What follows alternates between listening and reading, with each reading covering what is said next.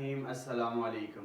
आज हम स्टार्ट करने जा रहे हैं क्लास 9 की मैथमेटिक्स के यूनिट फर्स्ट का topic types of matrices. Matrices को हम बेसिकली उनकी रोज कॉलम्स की अरेंजमेंट और उनके अंदर मौजूद एलिमेंट के लिहाज से डिवाइड करते हैं मुख्तलिफ टाइप्स के अंदर। तो सबसे पहली टाइप है रो मैट्रिक्स। रो मैट्रिक्स ऐसा मैट्रिक्स होता है जिसमें सिर्फ और सिर्फ एक ही रो हो, कॉलम चाहे जितने भी हों लेकिन सिर्फ एक रो हो, ऐसा मैट्रिक्स रो मैट्रिक्स कहलाता है। फॉर एग्जांपल हमारे पास एक मैट्रिक्स है ई मैट्रिक्स। अब इस ई मैट्रिक्स के अंदर one and only one row है तो ये मैट्रिक्स रो मैट्रिक्स कहलाएगा। इसके अलावा एक और एफ मैट्रिक्स लिख लेते हैं 3 1 0। अब इस मैट्रिक्स के अंदर भी one and only one row है तो ये मैट्रिक्स भी रो मैट्रिक्स कहलाएगा। उसके बाद कॉलम मैट्रिक्स ऐसा मैट्रिक्स होता है जिसमें one and only one column ही होता है, रोज चाहे जितनी भी हो लेकिन सिर्फ एक कॉलम हो तो ऐसा मैट्रिक्स कॉलम मैट्रिक्स कहलाता है। फॉर एग्जांपल ए मैट्रिक्स है, इसके अंदर सिर्फ और सिर्फ एक ही कॉलम है तो ये कॉलम मैट्रिक्स कहलाएगा। दो रोज हैं और एक कॉलम है तो एक कॉलम होने की वजह से ये कॉलम मैट्रिक्स कहलाएगा। इसके अलावा एक और एग्जांपल लिख लेते हैं बी मैट्रिक्स 6 1 3।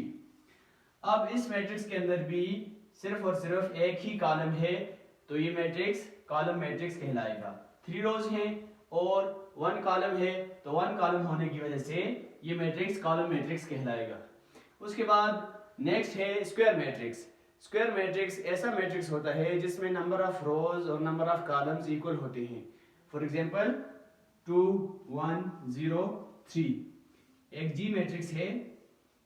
अब इसका ऑर्डर जो है, इसके ऑर्डर के अंदर रोज और कॉलम दोनों सेम है, ऑर्डर 2 by 2 है।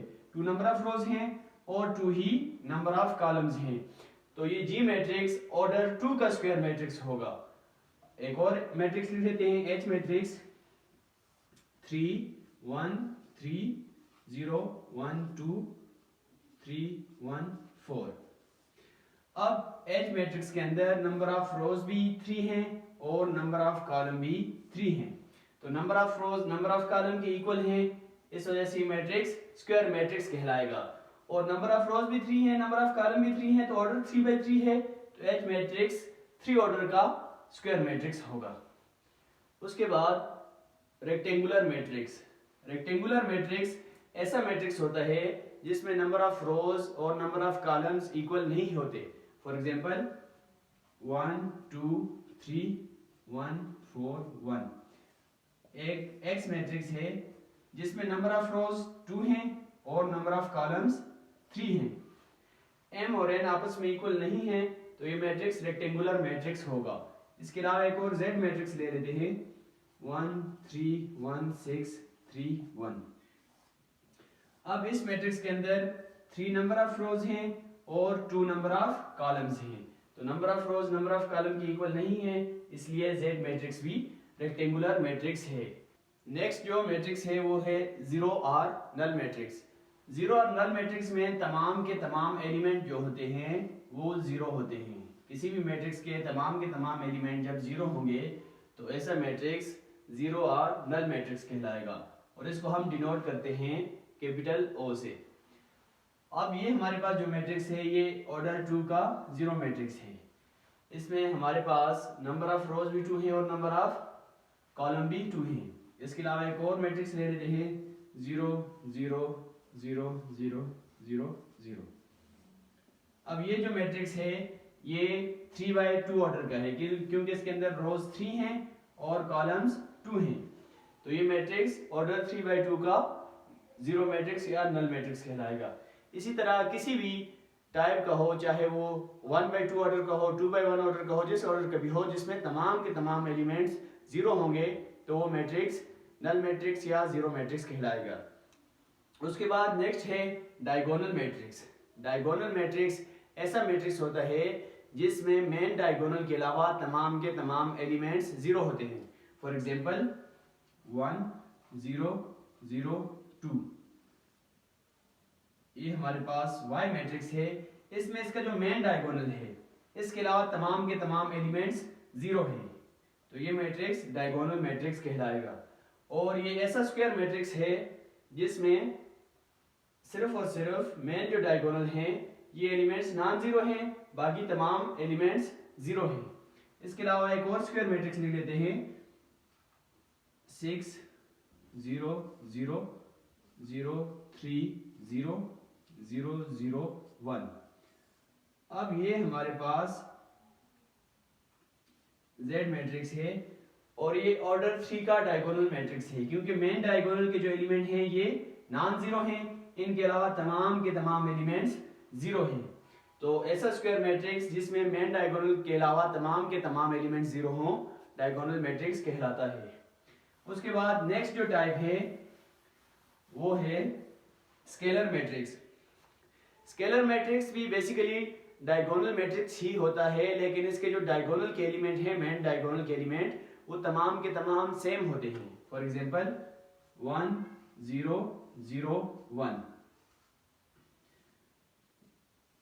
ई मैट्रिक्स है, इसमें मेन डायगोनल के एलिमेंट्स सेम हैं और इसके अलावा तमाम एलिमेंट्स 0 हैं, तो ई मैट्रिक्स स्केलर मैट्रिक्स कहलाएगा। इसके अलावा डी मैट्रिक्स 0 1 0 0 0 1 0 0 0 1। अब ये मैट्रिक्स भी हमारे पास स्केलर मैट्रिक्स है, क्योंकि इसके मेन डायगोनल के जो एलिमेंट हैं तमाम के तमाम सेम हैं और उनके अलावा तमाम के तमाम एलिमेंट्स 0 हैं। एक और एग्जांपल लिख लेते हैं 6 0 0 0 6 0 0 0 6। ये आई मैट्रिक्स है, एच मैट्रिक्स इसको लिख लेते हैं। इसमें तमाम के तमाम जो मेन डायगोनल के एलिमेंट्स हैं वो सेम हैं, यहाँ पर भी 6 है, यहाँ पर भी 6 है और यहाँ पर भी 6 है, तो डायगोनल के तमाम एलिमेंट्स सेम हैं, उनके अलावा तमाम के तमाम एलिमेंट्स 0 हैं, तो ऐसा मैट्रिक्स स्केलर मैट्रिक्स कहलाता है। नेक्स्ट जो मैट्रिक्स है वो है आइडेंटिटी मैट्रिक्स। आइडेंटिटी मैट्रिक्स ऐसा मैट्रिक्स होता है जिसके अंदर मेन डायगोनल के तमाम एलिमेंट्स 1 होते हैं और उनके अलावा जो रिमेनिंग एलिमेंट्स होते हैं वो 0 होते हैं। फॉर एग्जांपल आई मैट्रिक्स है 1 0 0 1। अब इसमें मेन डायगोनल के एलिमेंट्स 1 हैं, इनके अलावा तमाम के तमाम एलिमेंट्स 0 हैं, तो ये आइडेंटिटी मैट्रिक्स कहलाएगा, या इसको बाज़ औक़ात यूनिट मैट्रिक्स भी कहते हैं और इसको डिनोट करते हैं कैपिटल आई के साथ। ये ऑर्डर 2 का आइडेंटिटी मैट्रिक्स है। इसके अलावा ऑर्डर 3 का लिख लेते हैं आइडेंटिटी मैट्रिक्स 1 0 0 0 1 0 0 0 1। अब इस मैट्रिक्स के अंदर मेन डायगोनल के तमाम एलिमेंट्स 1 हैं और उनके अलावा तमाम जो रिमेनिंग एलिमेंट्स हैं वो 0 हैं, तो ये मैट्रिक्स आइडेंटिटी मैट्रिक्स कहलाएगा। बेसिकली जो डायगोनल मैट्रिक्स, स्केलर मैट्रिक्स और आइडेंटिटी मैट्रिक्स के अंदर डिफरेंस है वो ये है कि डायगोनल मैट्रिक्स के अंदर लाजमी नहीं है, ज़रूरी नहीं है कि तमाम के तमाम एलिमेंट्स सेम हो मेन डायगोनल के, लेकिन स्केलर मैट्रिक्स के अंदर ज़रूरी है कि मेन डायगोनल के तमाम एलिमेंट्स सेम होने चाहिए।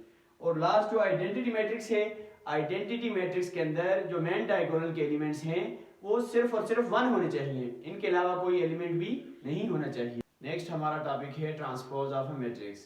किसी भी मैट्रिक्स का ट्रांसपोज उसके अंदर रोज और कॉलम्स को चेंज करने से बनता है। फॉर एग्जांपल हमारे पास एक मैट्रिक्स है 1 3 4 1 ए मैट्रिक्स है।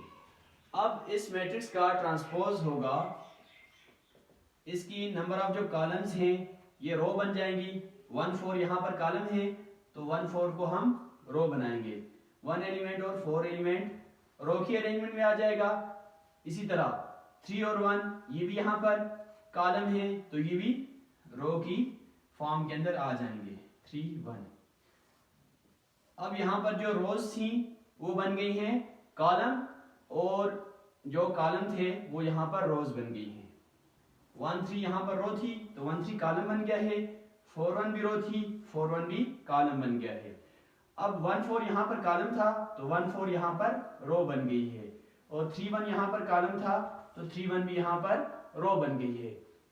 यानी किसी मैट्रिक्स के अंदर रोज को कॉलम के अंदर चेंज कर देना या कॉलम को रोज के अंदर चेंज कर देना, ये जो फिनोमिना है ये कहलाता है ट्रांसपोज ऑफ मैट्रिक्स। नेक्स्ट जो मैट्रिक्स है वो है सिमेट्रिक मैट्रिक्स।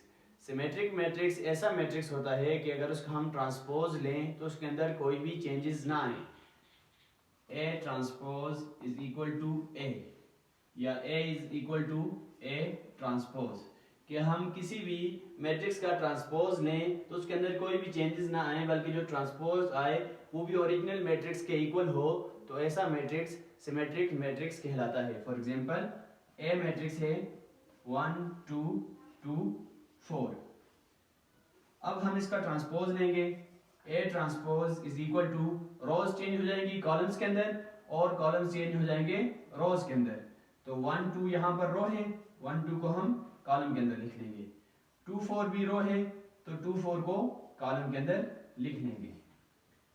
अब ए ट्रांसपोज इसका जो आया है 1 2 2 4 ही आया है, यानी ए मैट्रिक्स और उसका जो ट्रांसपोज है दोनों आपस में इक्वल हैं, तो ए मैट्रिक्स जो होगा ये सिमेट्रिक्स मैट्रिक्स होगा। लास्ट जो टाइप है वो है स्क्यू सिमेट्रिक मैट्रिक्स। ऐसा मैट्रिक्स जिसका ट्रांसपोज माइनस ए के इक्वल हो, यानी अगर ए मैट्रिक्स है तो उसका ट्रांसपोज माइनस ए के इक्वल हो, तो वो मैट्रिक्स स्क्यू सिमेट्रिक्स मैट्रिक्स कहलाएगा। फॉर एग्जांपल ए मैट्रिक्स है 0 -3 3 0।